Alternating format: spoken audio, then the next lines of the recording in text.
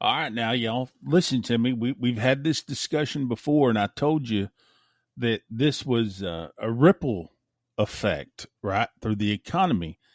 And just this morning, I went and had a discussion with a client of mine who is in the process of an ROF, right, reduction of force. He's an oil field client.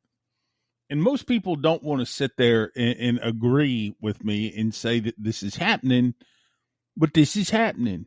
Okay. You folks just don't get it. Okay.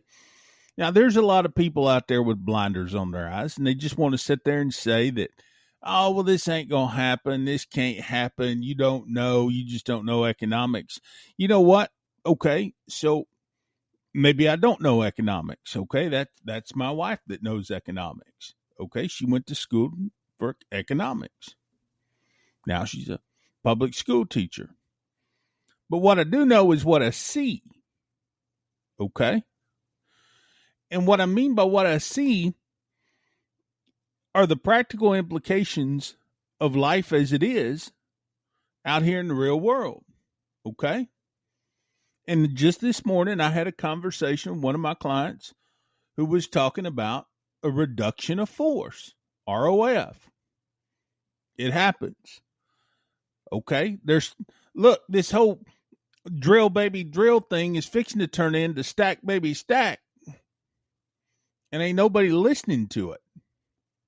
But if you've been in the oil patch any time, or if you've been in rural areas long enough to know, we are hit the hardest by these ups and downs, these market swings, right? I'm going to tell you a little bit here about how Brooke Rollins, she's the U.S.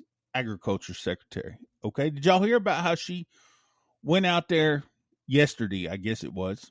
Today is Friday the 11th, April 11th, 2025. Yesterday, Brooke Rollins, the Ag Secretary, went out there and started touting this plan to offer assistance to U.S. farmers amid all of these worries that everybody has about this U.S.-China trade war that's going to have, in her exact words, a disastrous effect on American agriculture producers. That's her exact words. Now, of course, the Republican naysayers out there will try to twist that in every which way they can, but how else are you supposed to interpret that? It's disastrous effect on the American economy, on agriculture producers. Exactly how in the hell else am I supposed to interpret that? Because yesterday, overnight, China announced plans to increase the tariffs on all American goods to over 84%. This happened after Trump raised duties on Chinese imports to like 104% or something like this. Okay. The Trump administration previously had to use $28 billion to bail out U.S. farmers when he was president the first time. The problem is we're voting for this guy. That's the problem. I'm not saying you have to vote anti-Republican or vote those crazy-ass left-wing Democrats. That's not what I'm saying. Because the Democrats are at a point where they don't know whether their hair's on fire or their ass is catching. What I'm saying is that this intensification between the U.S. and China in this trade war poses a real threat to certain things that we grow a lot of. Corn, soybean, cotton, things like this. And although I don't really, from a grassroots level, I don't really expect the September and August soybean contracts, right? I don't expect that to be a huge hit. I think it'll be pretty marginal because China usually switches to Brazil for soybean supplies during this time of the year. We're going to be looking further into the future, okay? Our U.S. export forecast, it has barely changed for 2024, 2025 on higher up, right? if you look at this higher down the food chain, it's maintained pretty level. But remember, this stuff is done on the futures market, okay? And I'm not a market guy, but the truth is, I mean, as we're looking at this thing, U.S. farmers are in a real spot. They really are. And it's not just farmers. I mean, it is not just farmers. It's all across the whole economy. Okay. And I know a lot of you people are going to sit there and say, oh, well, he's just a doom and gloom leftist.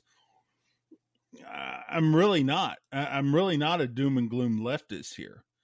I mean, because what I'm not also is a pie in the sky right winger, right?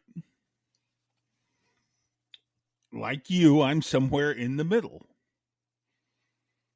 I'm kind of a middle of the road guy. And when my clients call me up in the morning and they say, hey, look, I need you to go with me. We're going to, and I knew this was happening a week ago. Okay. I mean, it's not like I was blindsided by it, but I knew this was happening a week ago when he calls me up and he says, hey, look, we're, slowing down. We're going to do an ROF. We're going to lay off, a few people. We got to, come up with a package. So my job in all of this is to help them come up with a package that's kind of suitable for everybody, right? And then obviously communicate that plan to the workers who are now going to lose their job in the oil field. Okay. This is my job. I'm public relations. Okay. You think a lot of this shit falls on HR, right? It really doesn't. It falls on PR. And I'm a PR guy. I mean, this is the world that I live in. Okay. This is actually the world that I live in, that I work in every single day. This podcast and all this stuff, this is just a hobby for me. I mean, really, it doesn't pay my bills. I'm a PR guy.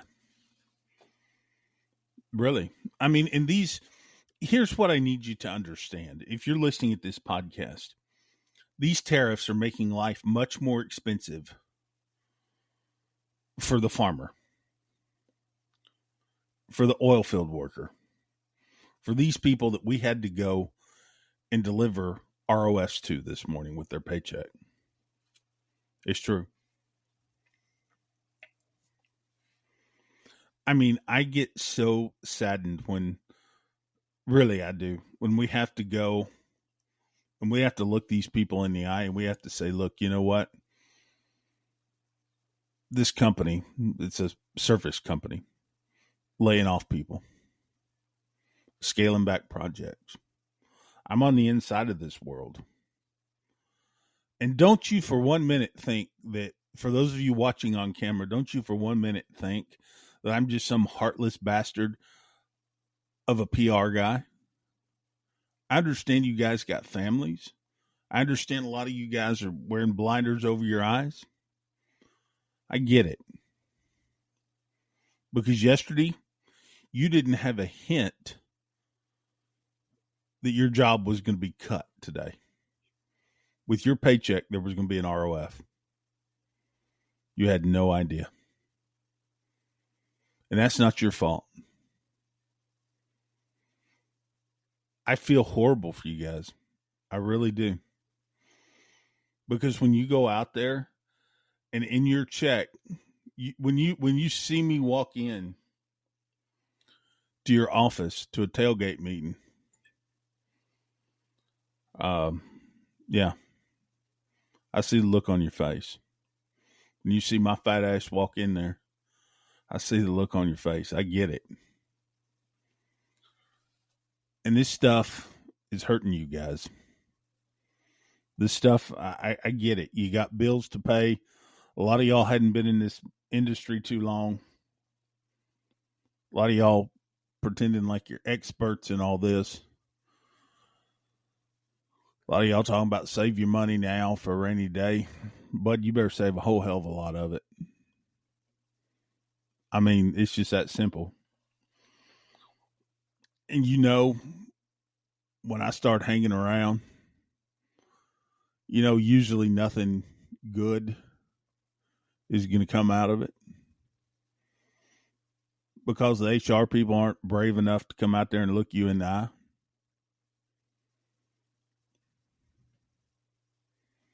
Yeah. And these tariffs, like I say, these tariffs and all this stuff that's happening right now, it's making life more expensive for everybody along the food chain, right?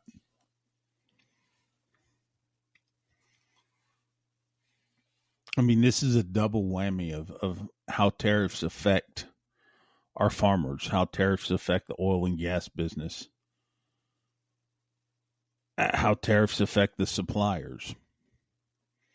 Right now, you might be feeling pretty damn good at your job. I promise you. I have about 92 clients right now. 92.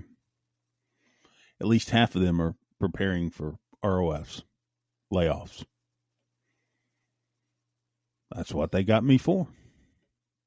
So when they have to go out and they have to have somebody talk to the media, talk to the employees, maybe human resources helps with your families. I don't know. Maybe they don't. Who knows? But while the White House is considering direct payments to farmers, what are they going to do for all you that are losing your asses out there in the oil field? They ain't going to help you. Save that money and save a lot of it because you're going to need it. You're going to need it. I mean, and obviously this is not the first time that we've been down this road. If you've been in this patch long enough to know, you've been there. And I think, as we look at this, we're looking at the hard future, the hard reality that bad days are coming. When I got half my clients already starting to plan for reductions of force, that's a long day. It's going to be a long drought. And that long drought isn't going to feel good, especially when you got car payments. And a lot of this is probably going to hit about the time a lot of you kids go back to school. At the end of summer, I'm warning you, don't take that vacation. Hold that money. Put it somewhere safe. Put it in a mayonnaise jar or something. Whatever you got to do. Hold that money. Because a lot of this is probably going to hit just about the time that your kids go back to school. And they're going to need school clothes. They're going to need baseball bats. They're going to need all this other stuff.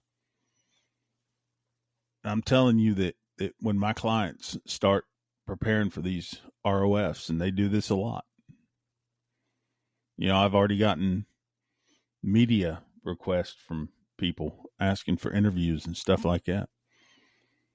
Just this morning, we went and delivered some ROFs to one of my clients.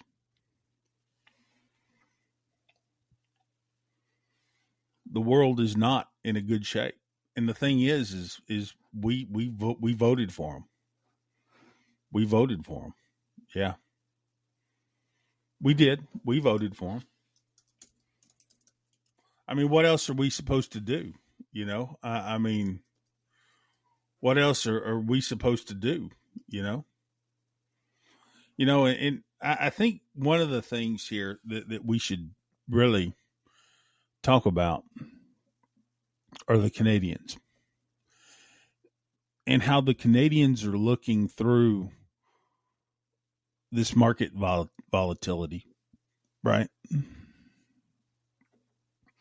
This morning, before we went and delivered these ROS, we were talking about how the long-term demand for Canadian oil and gas still remains very strong, despite the recent crude price declines. It's true. And there are major Canadian oil producers. CAP is one of them. And they're advocating for a major policy reset up there. And what they're wanting to do is they're wanting to try to facilitate the development of Canada's oil and gas infrastructure and its resources, including the repeal of certain environmental policies that the leftists have brought into play. I think it's very likely that Pierre Poilievre is going to play a big role in the future of Canada. Canada is going to shift from these Trudeau right-wing policies,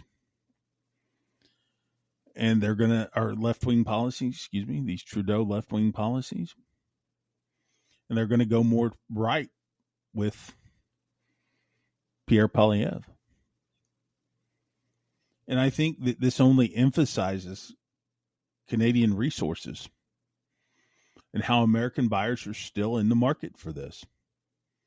Now, the U.S. is going to continue to play a huge, huge role in Canadian energy, despite all of these tensions. And I'm going to give you a little secret to this, okay? Something you may not be willing to accept, right?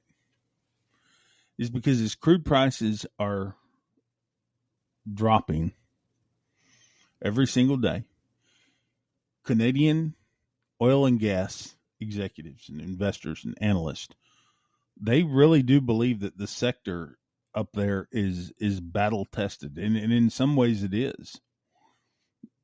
In some ways it is. It's battle tested to withstand a storm bigger than the industry down here in America. In a lot of ways it is. Because they've been battling these leftist policies for years. And I've said this before, I don't believe for 1 minute that Trump loves America. I don't. I believe he hates everything that this country stands for. I do. He's just trying to make a few people believe that he does. I've said this since day one, since the day this man walked on the market. This man lives, he's like the old guy that your preacher talked about when you were a kid. He's here to kill, steal, and destroy. I mean, I know a lot of you people are going to be pissed off at me saying this. But when crude prices fell this week, right, all the way down to, where did we get down to? About 57 for a while? Something like that, 50, 57? 56, yeah. These Canadian producers were starting to look at this and say, okay, look, how can we take advantage of this? American producers were looking at me saying, what are we going to do? We got to lay off people. I'm not knocking you guys, because that's just the way we do it here. That's just the way we make things happen here. Our first thing is to protect. If you're a company, the first thing you do is you try to protect yourself. You protect yourself through those layoffs. So I've said this before, that the trickle-down effect, the trickle-down economics of this is affecting our farmers out here in the rural communities. It's affecting our jobs. It's affecting our oil field jobs, our energy jobs. It's affecting all of this. And it's time that we wake up to the reality. I mean, in a lot of ways, the Canadians, I want to go back to this Canadian topic, right? In a lot of ways, the Canadians have been at this a lot longer than the U.S. oil and gas industry. So really and truthfully, there is no doubt in my mind that the Canadians are preparing a response. If you've been talking with these guys at CAP, you know that this response is there. And there's going to be a lot of people out there, calling me crazy and, saying, well, you just don't know. You just don't know. You just don't know. You stupid. You idiot. You don't know. Brother, you an idiot. I can hear it now. I can see the comments now. But what I suspect is that you're going to continue to see the resiliency in this Canadian oil and gas market, right? You're going to see that. And they're going to outpace a lot of their international peers. And when I'm talking to these investors and I'm talking to these buyers, I'm talking to these people every single day, you're getting a very different perspective than what we're getting here in the American market. The story, bigger picture, if you can stop and see the bigger picture, is bad for farmers. It's bad for the oil and gas. And all I got to say is our people voted for this guy. It's true. Our people voted for this guy. We're getting what we asked for. He's doing exactly what he told you he was going to do. And we're getting it. So, how do you feel? All I got to say is, really and truthfully, to you guys this morning, a lot of y'all know me. I'm sorry as hell that we had to deliver these ROFs this morning, these reduction of forces with your paychecks. I know a lot of y'all listen to the podcast. A lot of y'all follow me. But even though I haven't been doing the social media too long, but yeah, I really feel bad for you guys. I really do. Really, my heart bleeds for you, especially you young ones. Really, it's terrible. I want you to remember that this goes a lot further than politics. This isn't a slogan, drill baby drill. It's not. That's just a campaign slogan. Yeah, I think bigger than that.